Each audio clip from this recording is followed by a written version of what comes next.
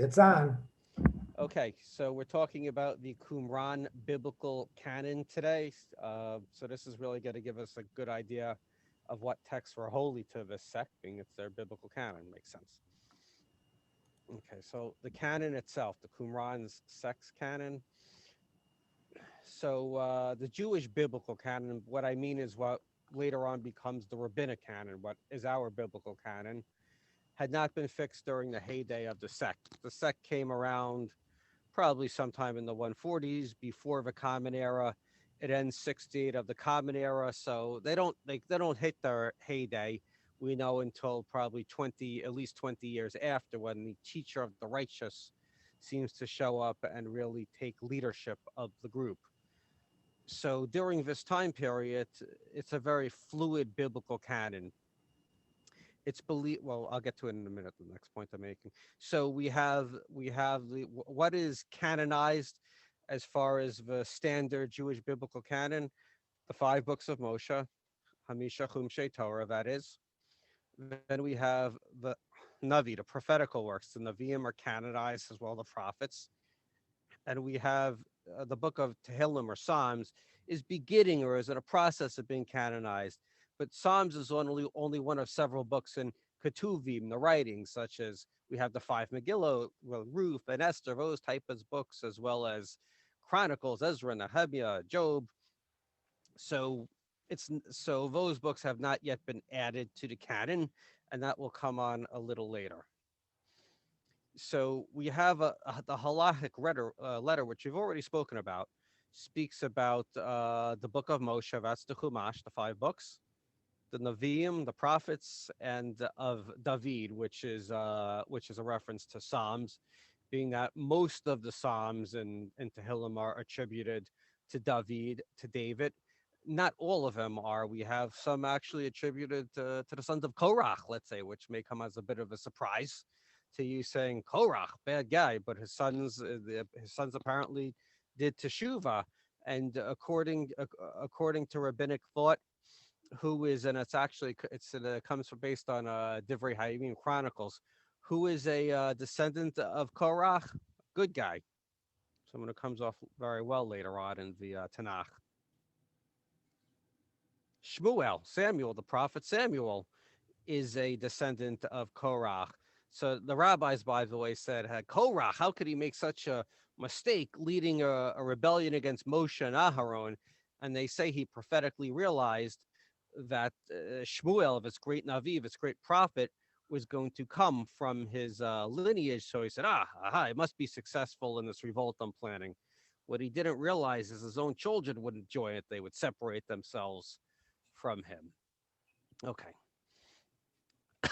Does it? I'm sorry.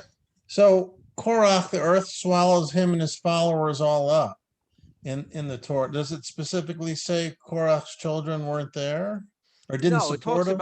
it talks about that's a good question, Jonathan. It talks about Korach and his excuse me, his assembly, his followers, his 250 guys he had with him. It does not specifically mention his sons one way or the other. And it mentions at the beginning of Parshat Korach, it talks about Korach, Datan, and Aviram, which are the princes of Ruvain who follow him, or who are not really follow even. They make common cause against Moshe and Aharon with him, and they list some others as well. His sons are never mentioned one way or another, but later on we have these Tehillim, these Psalms. One of them we recite every Monday. The Psalm of the day is written by Livnei Korach, the sons of Korach. So based on this, the rabbis say, look, his sons obviously weren't destroyed with him. They refused to join. In a sense, they did teshuvah, or they never sinned in the first place, however you want to look at it, and therefore they survived. So excellent question, Jonathan. I think I read that the sons hung onto the sides when the earth opened up, and they were on the sides of the wall, and they were part of the moaning and screaming, but they did tshuva, and they were saved. Yeah, I think that's a midrash, or right. It's somewhere. I've heard that also. I don't remember where, but yes, I've heard that. Sam, that sounds like if that story is anywhere as close to fact It sounds like the story about nobody's an atheist in a That's fight. right. That's right. That's what you got to do, tshuva. Right, right. And elsewhere, the Talmud talks about even teshuva at the last minute is still it's good. Obviously, better not to wait to the last minute, but still acceptable. Right. Okay. Okay. So this halachic letter talking about the book of Moses, the prophets, and David. There's a similar preface in the book of Bencero, composed about 130 before the Common Era, which also talks about these books being mentions the book of Moshe, Nevi'im, and David. So we have some sense that these books are core books, quote unquote, becoming or already become canonical books. I mean, scholars say Nevi'im was quote unquote canonized about 200 before the Common Era, so 50, but more like 60 years probably before the sect comes on the scene. Okay, and this preface in Bencero talks about the Torah and Nevi'im. It doesn't talk about Tehillim, David, but it says others that followed. So we get this idea in this preface to Bencero that more is on the way or is about to be added. They realize it's not closed yet, and we see the rest of the canon was still open. Okay, difference between the Jewish canon, not the mainstream, excuse me, canon, and the sect, the Qumran sect's canon.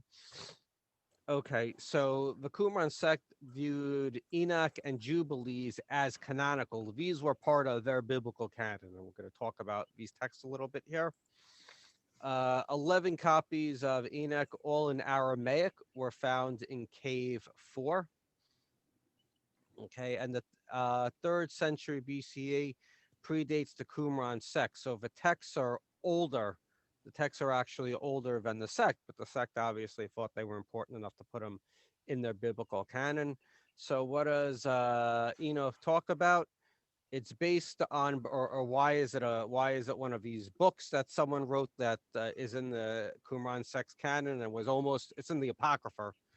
It's in the Septuagint. So what's so important about this book? So Enoch, if you remember, he's a character in Bereshit after Adam and Chava, Adam and Eve, and begot, this one begot that one, and the whole thing. And we're told everyone lives a certain amount of years and then dies. And Enoch, we're never told died, actually, and we're simply told he walked with the Lord.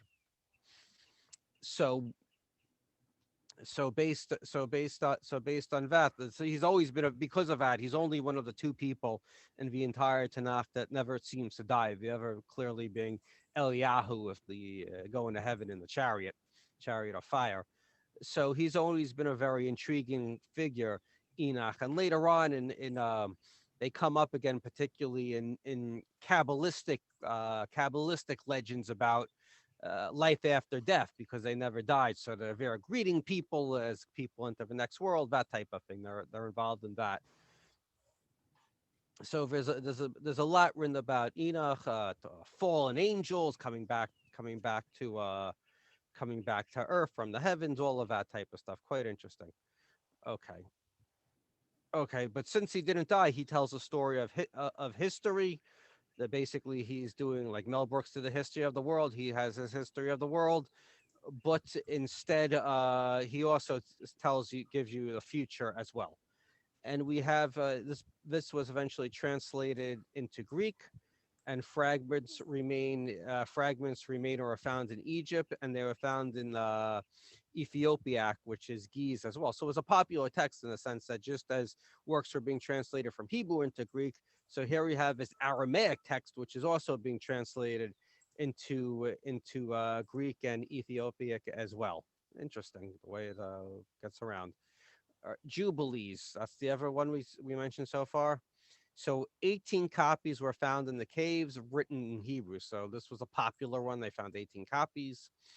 It retells Genesis and parts of Exodus, particularly the parts of Exodus that are really in story form. If you look at the beginning of the Torah, it's all narrative pretty much until halfway through Shemot, until Exodus, after or as they're leaving Egypt, at least. it's basically all story. Then you get into the more legal sections as well. So in the parts of Genesis and Exodus, which are the story parts, it presents as a revelation told to Moshe on Sinai, but by an angel here. So it seems to be that you have this alternative midrashic view of almost what happened at Sinai, along with the mainstream account. So all of the Qumran sect, as well as what later on becomes mainstream Judaism, all believe that the account that we have in Shemot on Har Sinai of Moshe is canonical, but they also seem to have a secondary account as well, where Moshe's maybe this is almost like probably the way we look at Torah Shabbal Peh in oral law. Not only do you have the record as narrated in Exodus and Shemot, but then you also have additional teachings from this angel to Moshe as well. And it reframes the text in Jubilees period based on Leviticus 25 here. So it also talks that which actually these are the Torah readings we're dealing with now, but it also, Jubilees also, and the dealing, I didn't really articulate that particularly clearly. What it does is taking the text in Jubilee, the text that deals with the Jubilee in the Torah, which we're reading about this week, and it reframes it. So it gives us, again, additional insight into a text, Leviticus, Vayikra, which is canonical to them, obviously, but this is going to give you additional insights and gives you a window into the way the sect put their own, the Qumran sect put their own spin on what we have in the Torah, just as the way the Talmud puts what we would call nowadays the rabbinic spin on what we have on the Torah. And Jubilees is from the 2nd century, so it likely predates the sect as well, but clearly this was an important text to them. And later on it's translated into Greek and then Latin, though only fragments of these translations remain. Okay, so we have some other works as well, which are in their canon. Tobiat and Bencero were canonized by the Eastern Orthodox and Roman churches as well. Okay, so Bencero has a Hebrew version, which was actually found in the Cairo Geniza. So this is one of these texts which we see was found in what we call a normative rabbinic setting. So that's interesting that text was found there. Now, it doesn't necessarily mean that people found it holy, let's say. It's just like if you walk into a shul, you might find a book dealing with the Apocrypha. It doesn't mean that the rabbi in the shul is saying that as part of the Jewish canon. It may be like I have a copy of it in my office. It's interesting for classes like this and study purposes, historical purposes as well. So it doesn't necessarily mean that people in the shul in Cairo said this is part of the Jewish canon. That's probably unlikely.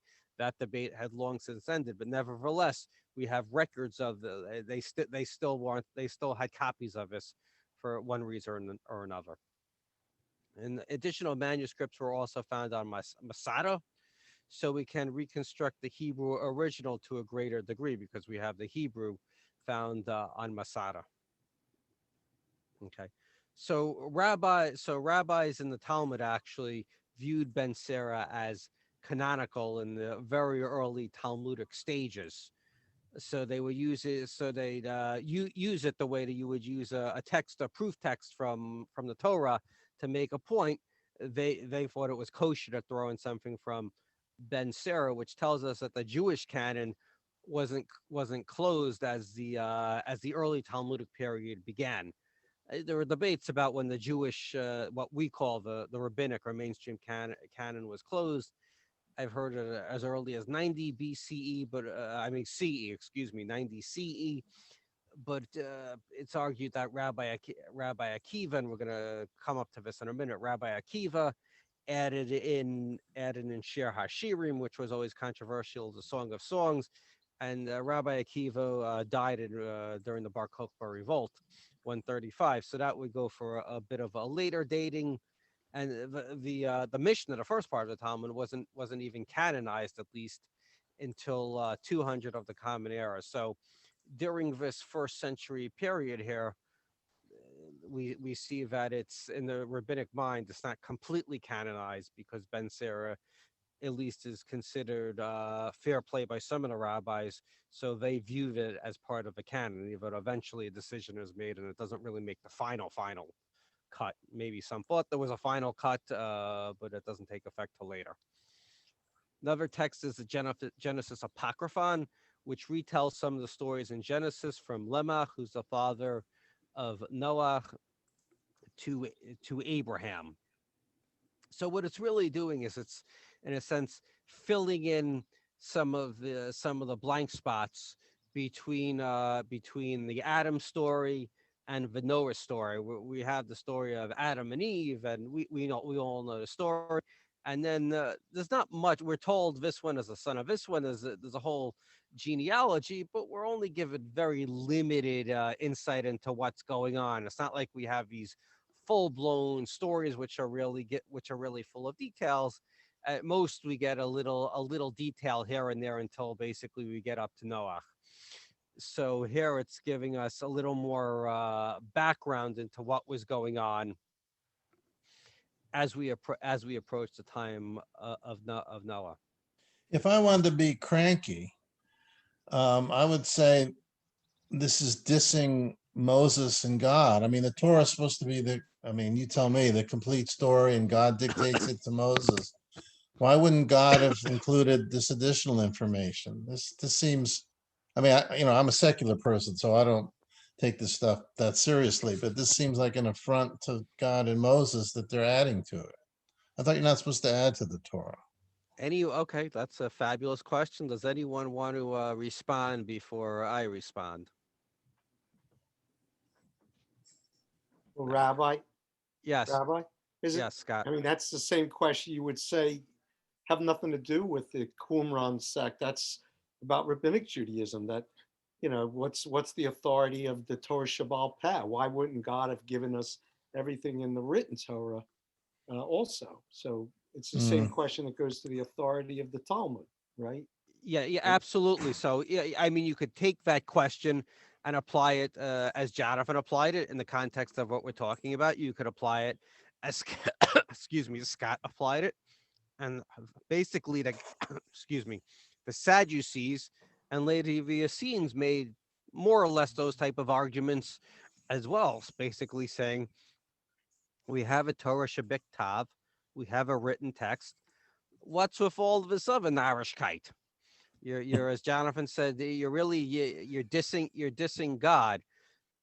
So the way that the rabbis approach it is that at the revelation, God empowered Moshe, gave one of the Gaonim, the sages, right after the close of the Talmudic era, looked at it as God basically gave these oral teachings to Moshe along with the Torah itself. They just weren't written down. So we already have an idea that there were written teachings. I mean, oral teachings that were supposed to accompany it.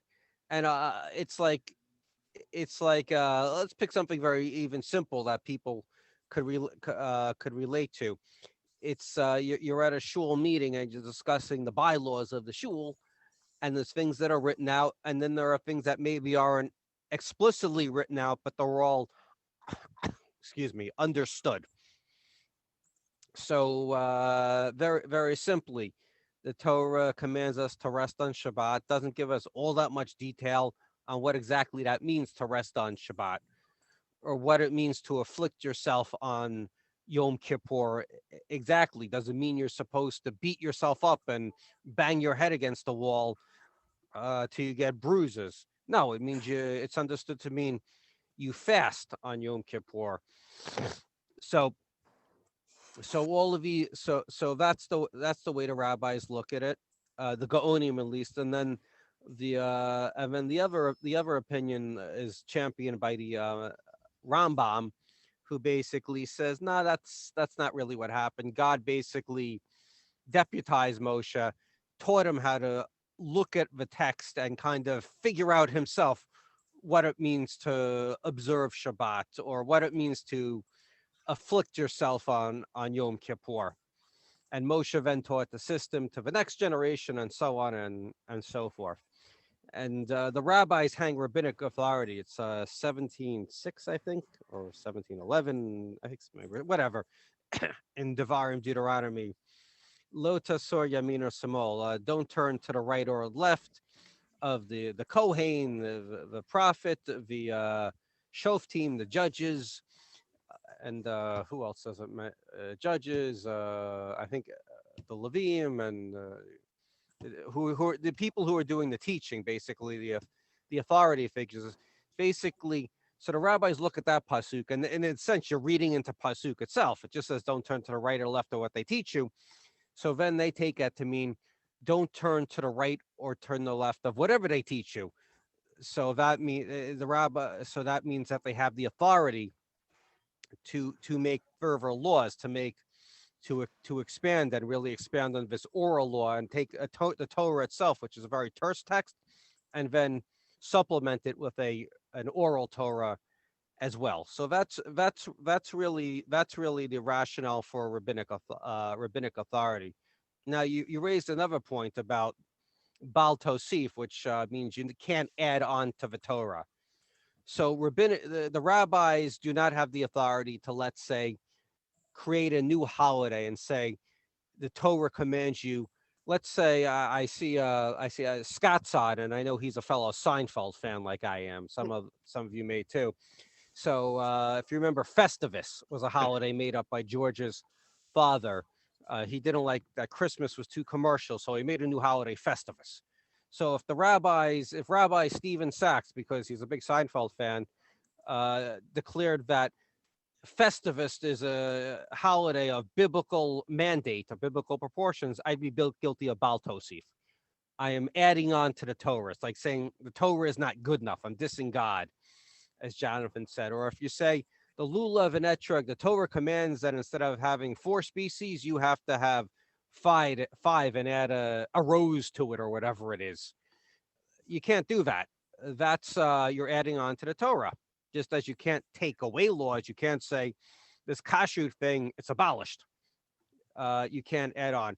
What the rabbis in the Talmud do have authority to do is to make up holidays of rabbinic import. Purim and Hanukkah, the most two obvious, and then later on we get the holiday where we have Yom Yerushalayim. You say Hallel on Yom Yerushalayim, things like that.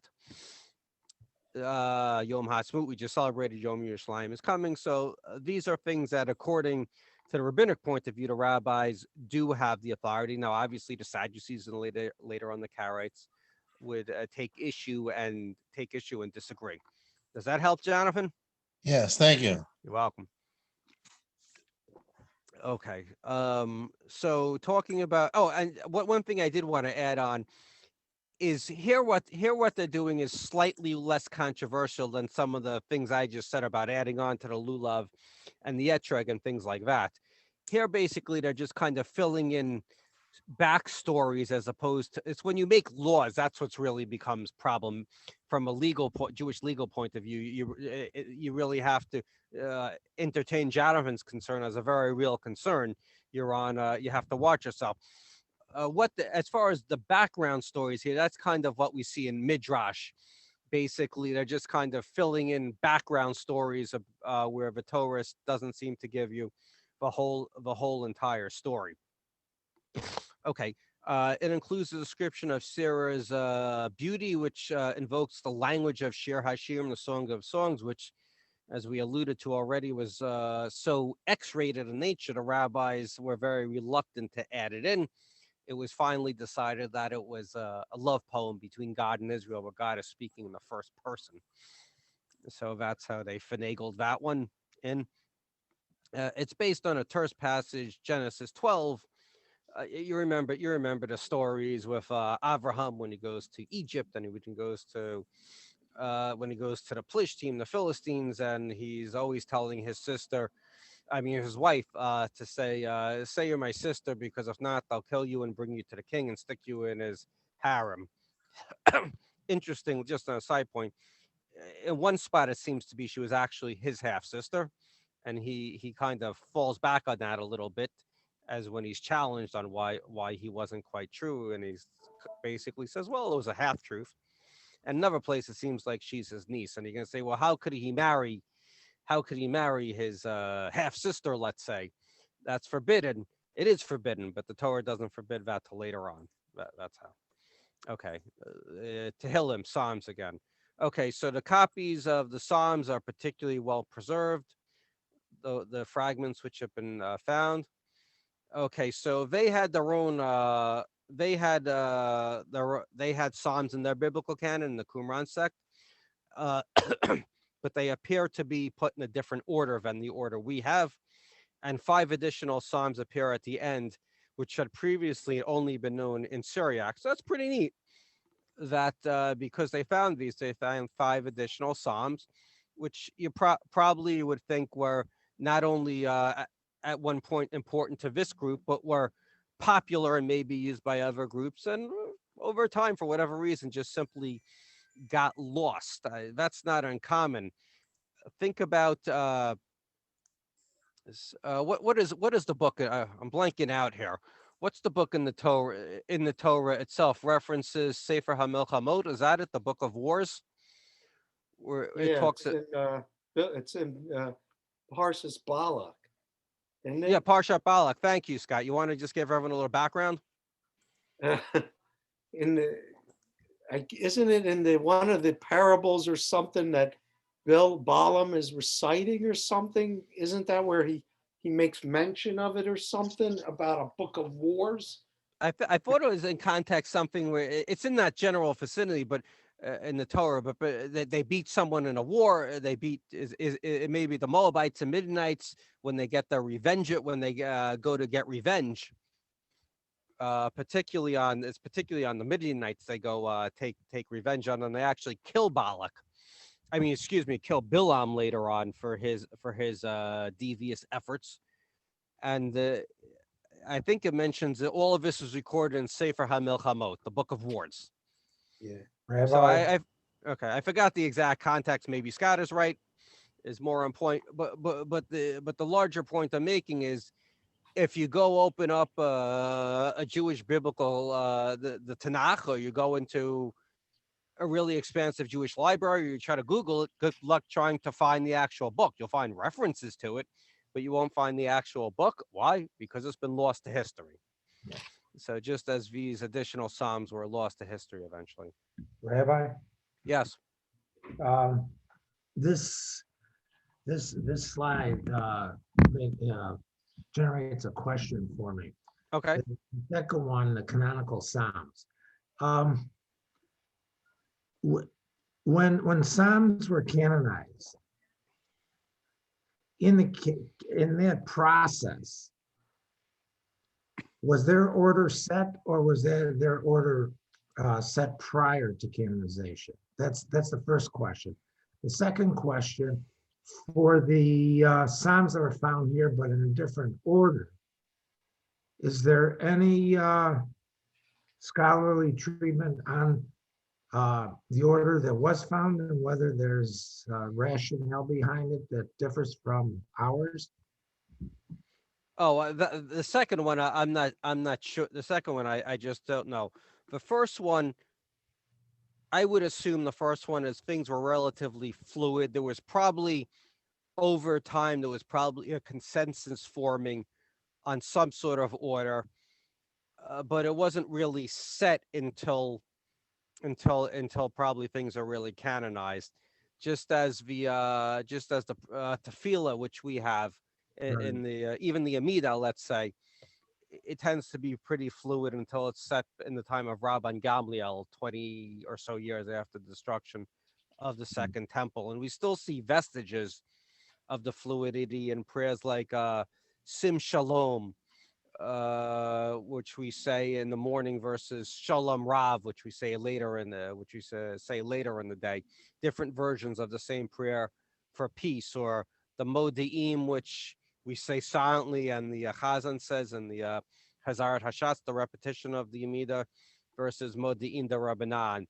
They were probably different versions of the prayer, same prayer, and instead of getting rid of them, eventually they just kind of both worked their way into the siddur, one to be said out loud, one said quietly, one said for Shachri, one said for Mincha and Mariv, and the Sephardim do it a little differently. So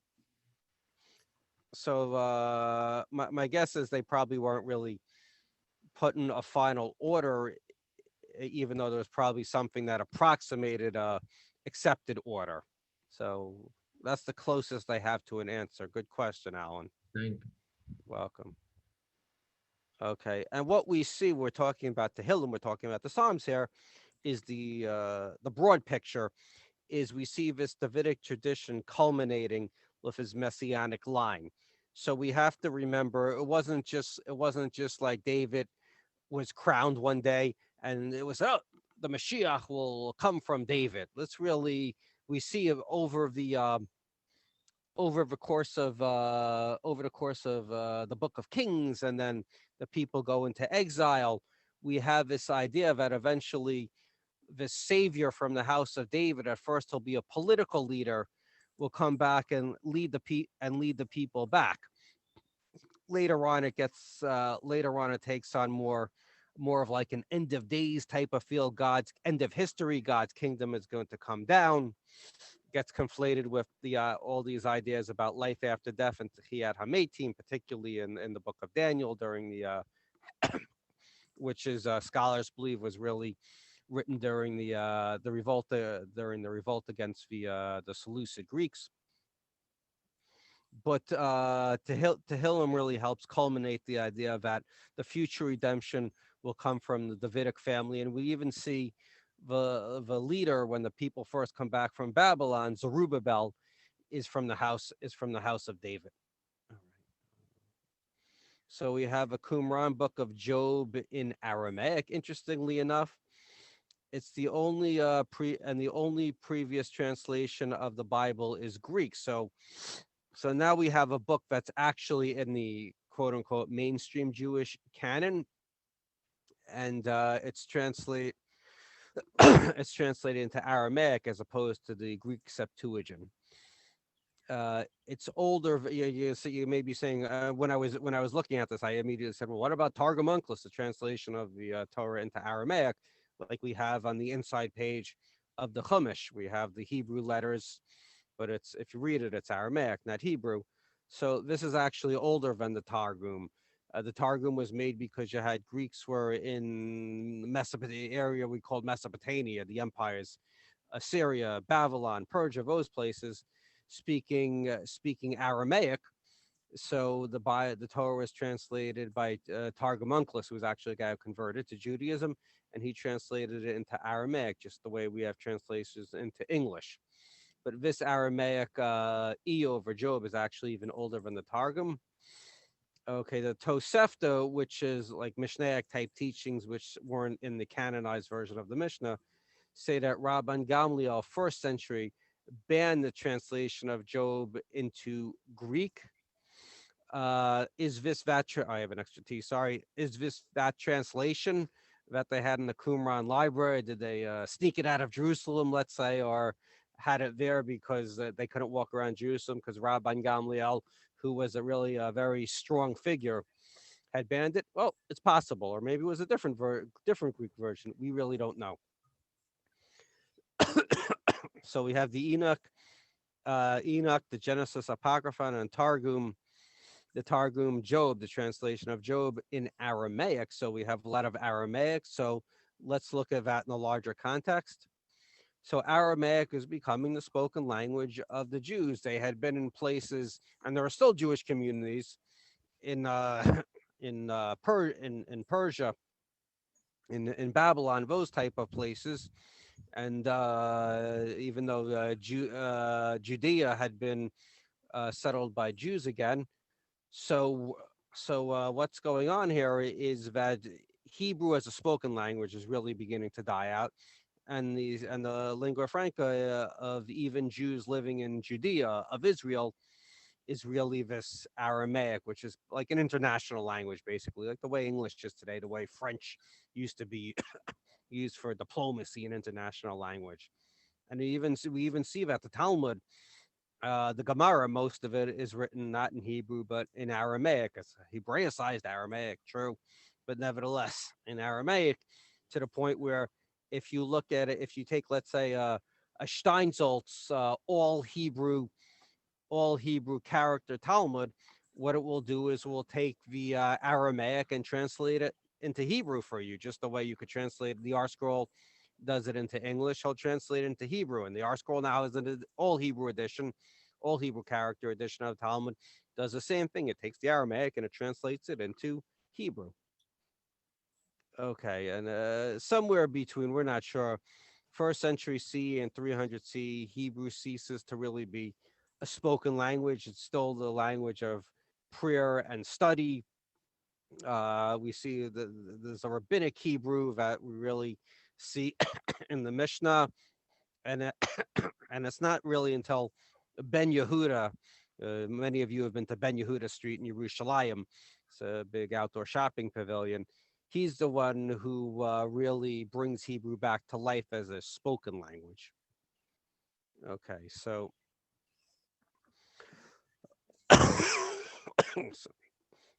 so the canon really isn't fixed until the 1st century Common Era of the what we call the Jewish rabbinic canon. Now, interestingly enough, Josephus, living around the destruction of the First Temple, so 70 that is, mentions only 22 books in the rabbinic Jewish canon, but we wind up with 24. So we see that there was still a lot of fluidity.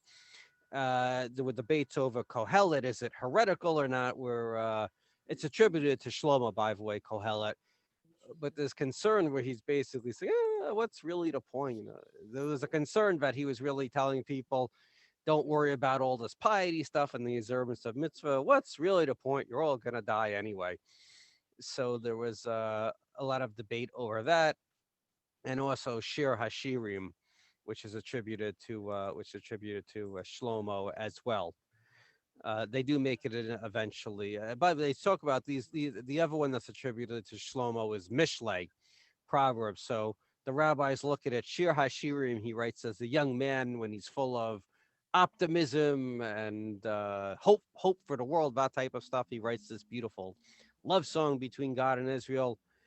Mishleigh, he's middle-aged and he's wise. And Kohelet, he writes at the end of his life when he's kind of becoming a little grumpy, quite honestly. Okay. There was probably Esther, which was debated. Esther, which is in, obviously, was probably debated. If nothing else, it doesn't mention God in an outright sense. So that probably gave pause at least. And we know, of course, the rabbis talk about in the Talmud, the Hester Panim, the hidden face of God, even though he's not mentioned. God is working behind the scenes. So therefore, it's a kosher book to add into the Jewish biblical canon because of that. And later on, Bencero doesn't make it in, but was probably on the margins and probably was one of the closer ones to make it in. So what the Qumran sect did is they kept books alive that didn't enter into the rabbinic canon. So we're really grateful for that. It's wonderful as far as giving us a window into what else was going on that wasn't preserved through the normative sources. So let me exit out. That ends the presentation. Let's open it up to Q&A. Okay, any questions? Thoughts, comments? I have a question. Rabban Gamliel forbid the translation of Job into Greek, but why? I'm not really sure why. Maybe it may have been he thought it would lead people not to study it in the Hebrew. I mean, later on, historically, who's the guy who translates the first Bible into English in Europe? 14 something, I think it is. I'm blanking out. Didn't they burn him at the stake? Yes.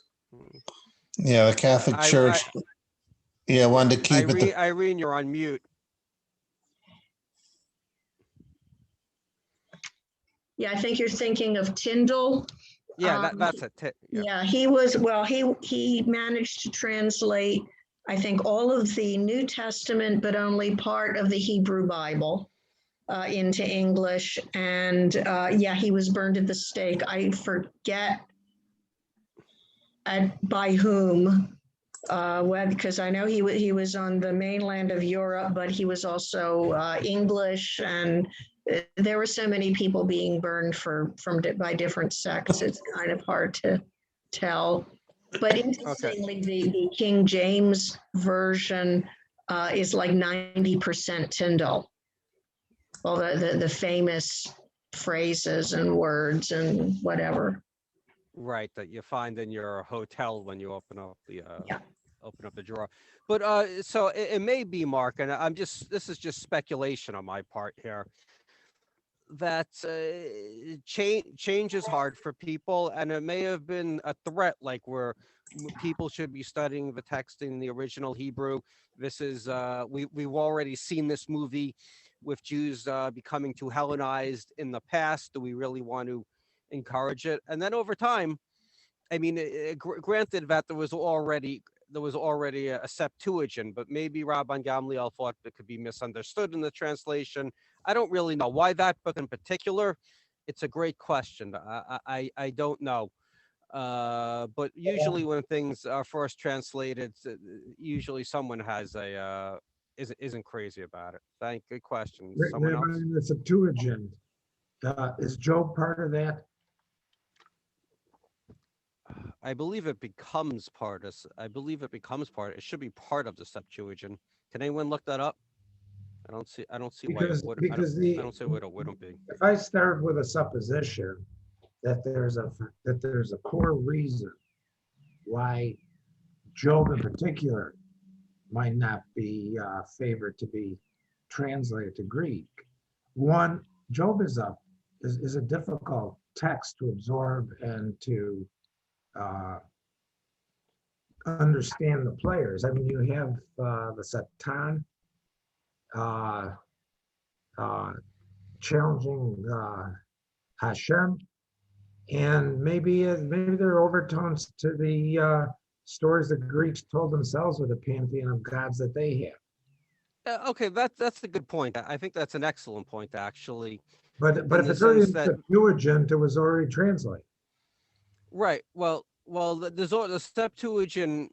It's not like they translated what the entire Jewish biblical corpus and the Apocrypha all at once. It happened in stages as well. We have the legend about, let's say, 250 before the Common Era, where there's the initial translation, and the legend is the legend, but they think it was translated about 250 of the Common Era, but that's what we're probably talking about the Chumash itself, and then we later have probably some of the prophetic works. But I think you're right about, at least it's to answer Mark's question, you're suggesting, and I think it's right, that Job deals with theodicy, which is just a way of basically saying, why does God allow bad things to happen? The Kushner question, Harold Kushner question, why do good things happen? Why do bad things happen to good people? Job really deals with that question, and also really the question of, if God isn't going to treat me well in this world, what's the point of really keeping the mitzvot? So we get into the same type of idea that Kohelet kind of hints to as well. Well, what's really the point of the whole thing? So it could have been particularly in Greek, it's possible Rabban Gamliel thought that people would read it differently. When you translate it, it becomes sometimes translators could sneak in a certain sense, editorialized by translating words in different ways. So those may have been some of his concerns. And we do see, the best example is the issue of abortion, which in the Septuagint, basically the Septuagint's read of Exodus basically is abortion should be illegal, where the Hebrew version basically makes abortion legal. It's just the way you translate one word really changes the reading, changes the conclusion you get to. So it may have been something along those lines, Mark. It's a great question. Anyone else? Well, it's interesting, Rabbi. Yes, Scott. It's interesting. I don't have the citation, but they say Rabbi Yehuda Hanasi, the one that put the Mishnah in, he had a statement where he was pretty wealthy. He had his sons taught Greek, and he says somewhere where it's either Hebrew or Greek. He did not believe in Aramaic. I can't find the citation. I'll find it and send it to you. But it's very interesting he says the opposite. Right. Yeah. You're right. And we're going back and forth. Yeah. I think we're mixing up Greek and Aramaic too, are we not? In some of our. Well, I mean, Mark's question was, why did Rabban Gamliel have a problem with reading Job in Greek if it was already part of the Septuagint anyway? If that were the case. Oh, right. Okay. Yeah. I'm getting the whole language. I'm getting Yeah. myself confused. Okay. And I was just trying to say, here's another rabbi of the, I don't know if he was after the Tanaim, but here he's approving Greek over Aramaic. So it's just interesting as time goes on, there's a shift, Yeah. So originally Rabbi Gamliel's issue was with E over Job into Aramaic. He didn't like the Targum into Aramaic. No, he didn't like it in Greek, he said. Oh, was it Greek? I'm okay. I got myself at the back and forth confused. Okay. But regardless, the question nevertheless is a good question. What's the point in taking it and putting it into a second language? What's the problem? Because we have a Targum, a translation into Greek, and then we have the Targum Onkelos that's going to come along anyway. So what is it about this book being translated that's causing such a big deal for Rabban Gamliel? Okay, good point. And that's a good insight, Scott. Okay, anyone else? All right, so why don't we wrap it up here? Good discussion, everyone. Thank you. And we'll be on for next week. And if anyone didn't daven mincha, I have another mincha, particularly for a family, unfortunately, sitting Shiva. So that's at 7 if anyone is interested in joining. Okay, so let me wish you, rest of you, let me wish you all, well, I'm going to end the meeting and I'll be back at 7. Yashikov. Right. Laila Tov. Yashikov. Yashikov.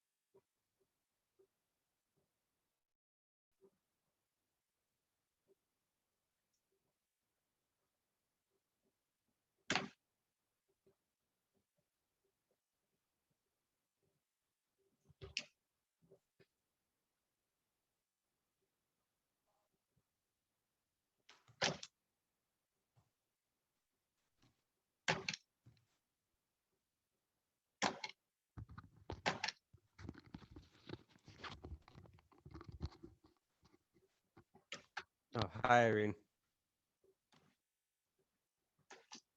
Oh, sorry, I forgot to turn it off. That's okay. Interestingly enough, it's still recording. Let me see if I can stop the recording.